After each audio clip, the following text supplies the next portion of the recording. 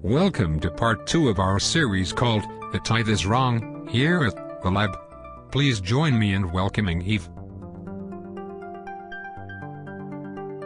Thank you, Adam. You are very kind. You are welcome, Eve. Let's begin.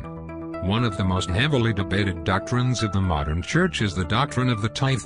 Many Christians accept that the law of tithing, as other Jewish laws, was abolished upon Jesus' crucifixion, when he fulfilled the Old Testament law.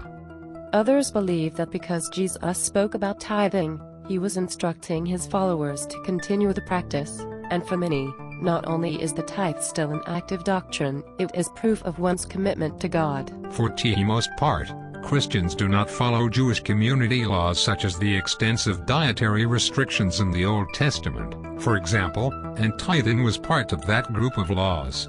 So why do so many Christians follow this practice while ignoring others? And what is tithing anyway?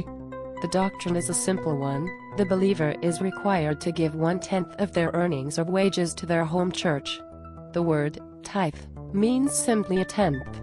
The doctrine is based on the following passages of Scripture. The first is Malachi chapter 3, verses 8 to 11, which we read in part 1. Yes, and the second is found in Genesis chapter 14, specifically verses 14 through 20, which says, "And when Abram heard that his brother was taken captive, he led forth his trained men, born in his house, 318, and pursued as far as Dan. And he divided himself against them by night, he and his servants, and smote them, and pursued them unto Hobah, which is on the left hand of Damascus. And he brought back all the goods, and also brought back his brother Lot and his goods, and the women also, and the people. And the king of Sodom went out to meet him, after his return from the slaughter of Chedorlaomer and the kings that were with him, at the vale of Shiva, the same as the king's vale. And Melchizedek king of Salem brought forth bread and wine, and he was priest of God Most High. And he blessed him, and said, Blessed be Abram of God Most High, possessor of heaven and earth, and blessed be God Most High, who hath delivered thine enemies into thy hand. And he gave him 1/10 of all." While these passages are indeed admonition and example, two questions must be asked. 1. Admonition and example for whom? And 2. Do these passages constitute a doctrine that should be in effect for the church?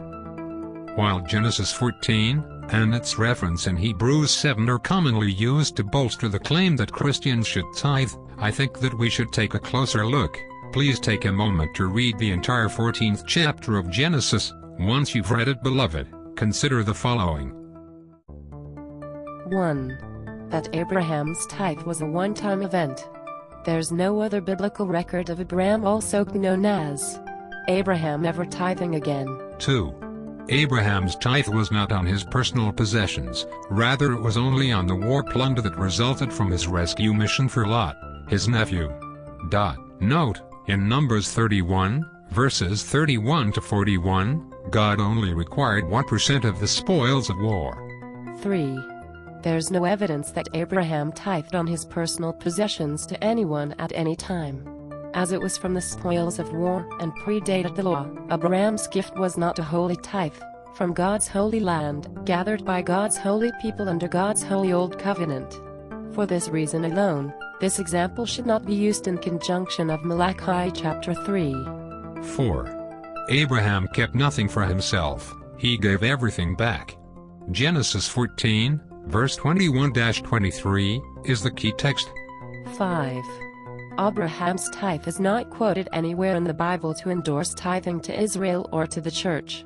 If Abraham is an example for Christians to give 10% to God, then he should also be an example for Christians to give the other 90% to Satan, or to the king of Sodom.